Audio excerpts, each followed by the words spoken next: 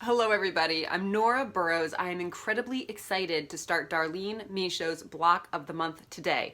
Darlene Michaud is a fellow YouTuber. I'm a big fan. Many of you know I'm a big fan of Darlene's. You spell her last name Michaud. So she's doing a block of the month, 12 blocks, one for each month of the year. Today we're gonna do January's. You'll need to go and check out her site to get her measurements. She has a video, watch her video. Just search Darlene Michaud.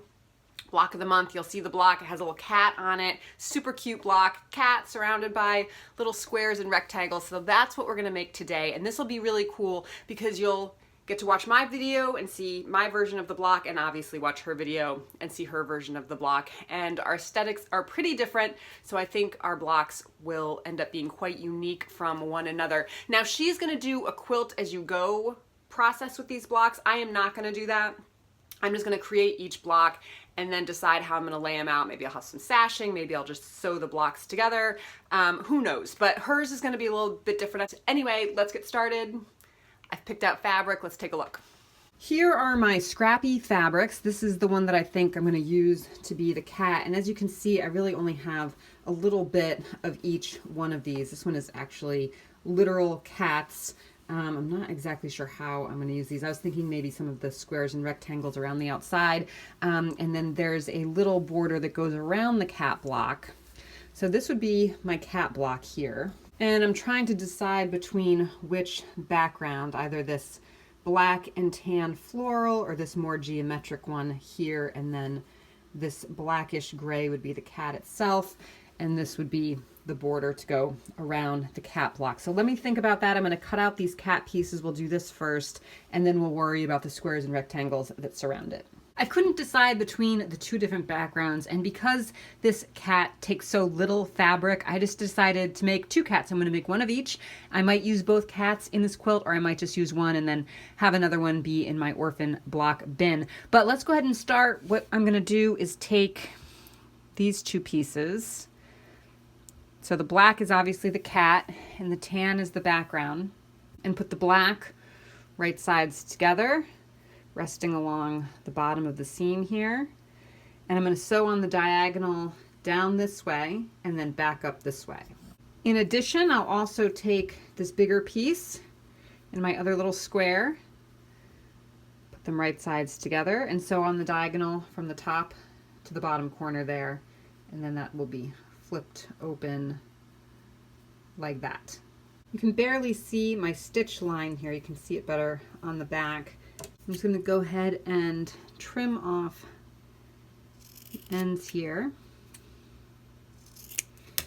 and then iron these pieces down like this, and that will be the cat ears. And then for this piece, trim off this back triangle, open it up, and there's the body of the cat. Here's our cat so far. Next, I'm going to sew this piece right sides together along the seam here, and then sew this unit to this unit, right sides together, and sew right along the side. To finish up our cat, I will sew this piece to this piece, right sides together, 1/4 inch along here. Once I do that and our cat block is finished, I'm going to do something a little bit different from Darlene, but let's do this first. Here's my cat. It's looking so cute. As you can see, not only did I finish the cat block, but I also added a little bit of background around the cat to give it a little bit of breathing room. This is different from what Darlene did. This is where we're kind of going off book here. So I added 1-inch strips to the outside. So Darlene's strips are wider because her block will finish the same size as mine, but she didn't have the background, so she'll have thicker strips. My strips are 1 inch and 1 inch, so they'll each finish at 1/2 inch. So I'll put the sides on first.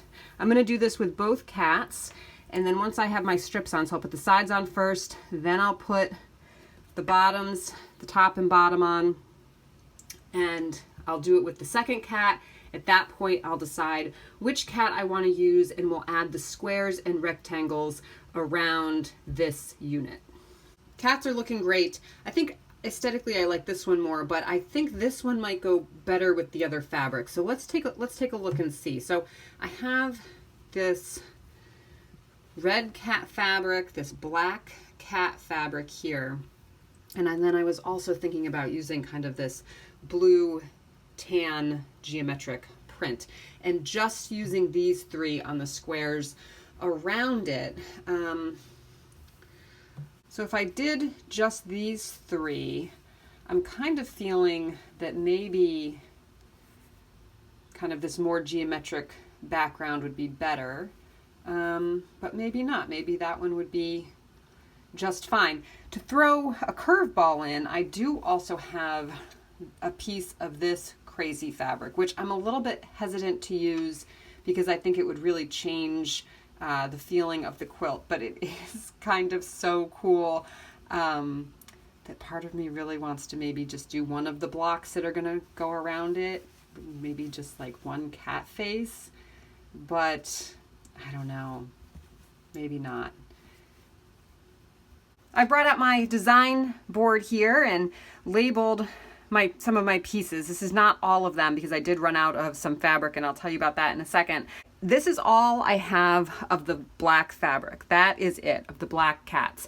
I do have more of the red cats, but I only have a horizontal strip, and the strips that I need left, because this is not all the pieces, there are additional pieces, are vertical strips, so my cats would have to you know, be sideways, and we don't want that. So I need to find some additional fabric. I have a lot more of this blue, the blue geometric, so I can fill in some holes there. But what I'm going to do is sew some of these pieces together, see how it looks at that point, and then make some choices. I do think I'm going to go with the floral background, but you know, you could do that. I'm still being a little indecisive, but I do think I'm going to go with the floral. It's just a little bit more interesting. And again, for specific measurements of these pieces and what order to sew them together, go check out Darlene Michaud's video on her block of the month, block 1. I've sewn this full piece together. So this is one unit. This is actually 1, 2, 3 pieces, but the way that I've sewn them together, it kind of looks like one continuous piece, which I like. Folks sometimes seem to not want to put fabric that is the same pattern next to each other. I don't quite understand that. I think it actually looks pretty cool. So that's what I did here. Then I added another piece to kind of balance it on the other side. I have the black cats, the red cats, and now there's 2 pieces, one that goes here and one that goes here, and I need some fabric for those 2 spots, and I think I'm going to use this brown and black, really super cool vintagey print. I think it actually is vintage. I got this at a yard sale or garage sale or something. So I'll add a piece here, and then we'll be done with this block. I still have that other cat, and so I'm going to think about that I have that other piece as well. Here is the finished block. I love it. I am completely obsessed with this. I think it's fantastic. So what Darlene is going to do is she's going to add some embroidery embellishments kind of around different parts of it. I am not. I'm going to leave it as is. What I think is very cool is how the block is off, the cat piece, the cat unit is off centered. And I know some people may not love that and may feel unsymmetrical, but I think it really adds more interest. I think it's more artistic than if you were just to center it in the middle and then add pieces around it. So this is a great block.